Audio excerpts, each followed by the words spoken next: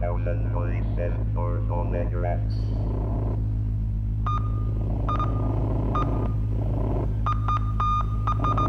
4,000 holy cents. Reported over 100 yards away.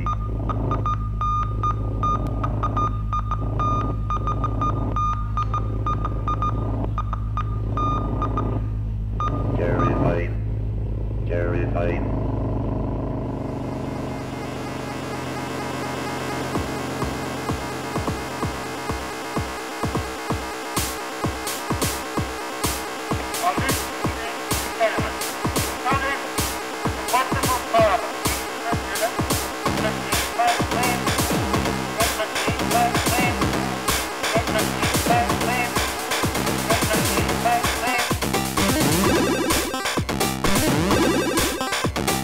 So the potentiometer goes to 78, it doesn't matter. Yeah, man, what is circuit bending? I've never experienced anything like this, and I really do dig it.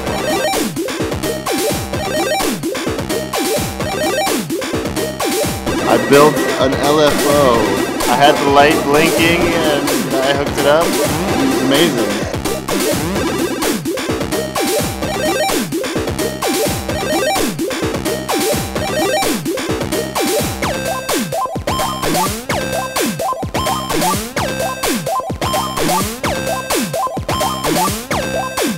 Joe, tell the people you are bent. I'm bent. I'm bent too, thank you.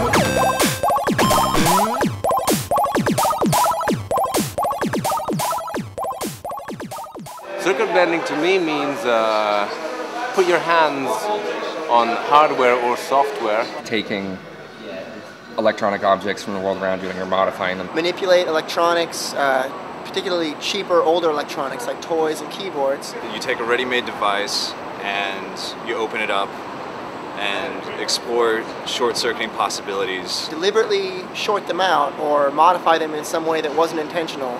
And what you end up getting is some sort of alien noise, some feedback, kind of a, type noise. Hello, let's play. This was a VTech laptop PlaySmart computer. We took it apart and we put a wire on different parts of the two circuit boards in there and connected it up to these screws. And if you just connect different points on the board, that's a cool one. Yeah. This was just an old cutting board. I just drilled a hole through it and just put like a 37-point pin connector in there. This connects with the printer cable and it just goes to switches in there. Wow. It's easier. I like just making it look cool and make it more to it than just putting a switch on or something,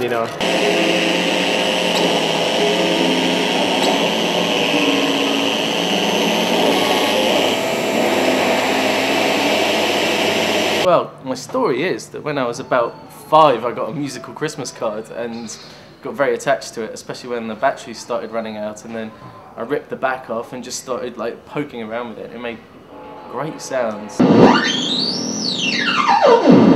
it just takes on its own kind of madness.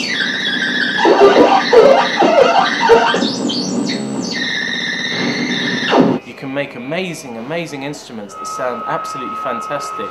Practically no money whatsoever, and with no expertise and no knowledge. You can literally go into them completely blind and make something that sounds absolutely fantastic that otherwise you wouldn't be able to do. Because you're taking the consumer runoff or whatever, like all this trash, and the core materials you use are garbage. They're what people throw away. Like a lot of these toys and instruments that these people are using have been thrown out or sent to the thrift store, or people think that they're junk. You can't get more creative than using the pieces of scrap you have around and trying to make something with it.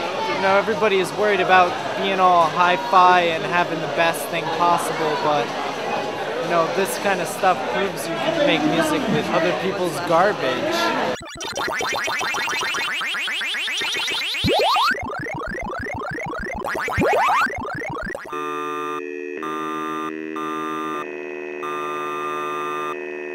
There was sort of this fascinating period of time when people were creating new inventions and were trying all of these amazing experiments just to find out how the world worked. And that was where Alexander Graham Bell and Edison and Berliner and all of these guys came up with these fantastic inventions.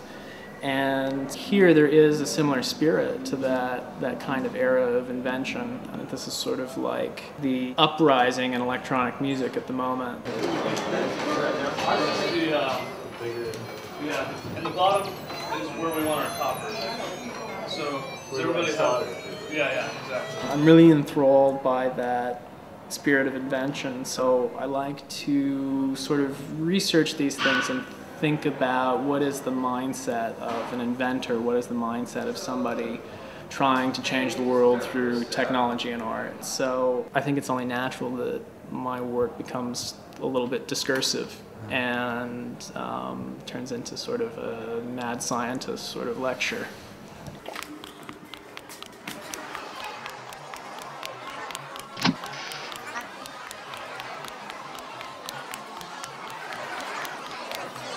I'm from Mojave. My name is Lauren Edwin Parker. I'm a telegraph operator. I have come here delivering one Ambersol paraffin wax cylinder. People are really just, taking whatever they have and whatever knowledge they have, materials, and trying to do something really cool with it, regardless of what the precedent is or what the costs are, and just throwing it out to the world, whether it's a success or a failure.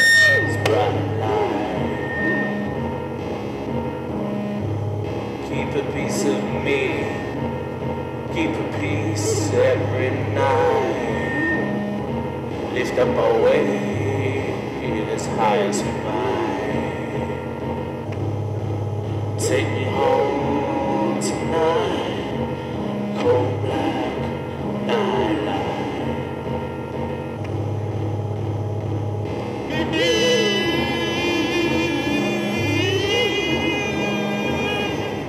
The community that develops around the festival is pretty awesome. I like to see people returning again and again and bringing new people and being introduced to new folks. It's definitely a very living festival. The cool thing too about this festival is just how playful it is. Yeah, and totally. It's totally chaotic, but it has so many good people coming together that it has a totally different feel than a lot of festivals.